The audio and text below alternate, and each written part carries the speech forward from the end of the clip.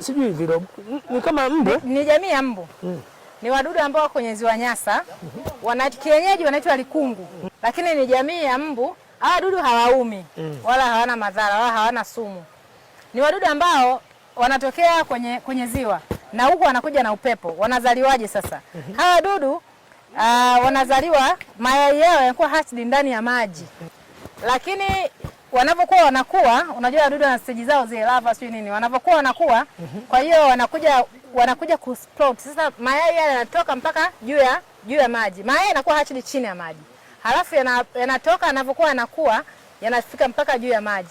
Sasa akifika juu ya maji yakikutana tu na hewa hii ya nje, yana sprout, yanapasuka hao wadudu sasa wanatoka. Wanakuwa ni wengi sana. Kwa hiyo wakishatoka vile wanaanza kuwa kwenye hii surface.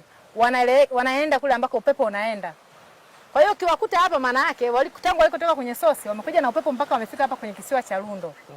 Na hawa wadudu wengine wakati wanapokuwa wanatoka pale, wengine wanabaki kwenye wanabaki kwenye juu ya maji, wanakuwa ni chakula kizuri sana cha samaki.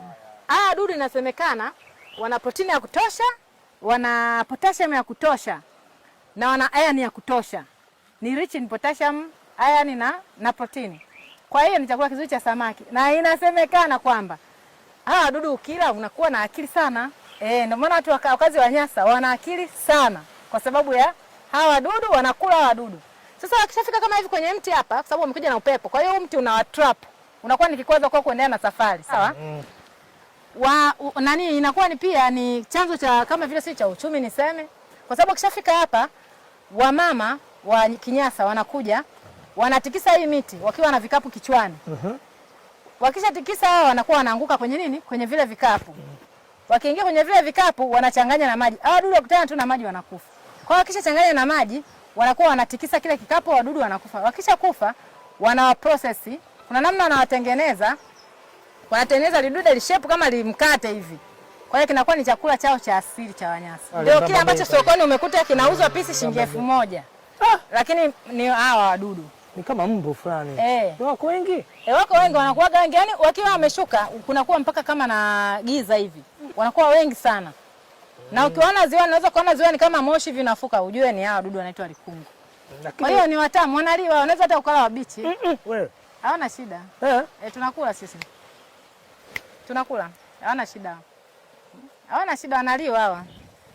Kwa wanaliwa wabichi, wanaliwa wakiwa wamepikwa. Watazamaji wanasema karibu uonje. Yaani wanavyowatikisa wakaingia kwenye kapo, kitia maji. Sasa wanakuwa kama vile unga unavyotiwa maji. Kwa hiyo pale sasa wanaweza kutengeneza kwenye shepu wanaotaka wao. Kwa hiyo watalii wakija, moja kati ya kitu ambacho ni mvuto kwao ni hiki pia, kupata historia ya vyakula vya hapa. Wana potassium nyingi. Na kwenye sayansi wanasema potassium positive charge ni muhimu sana kwa ajili ya akili, yani brain active. Potassium ni muhimu sana.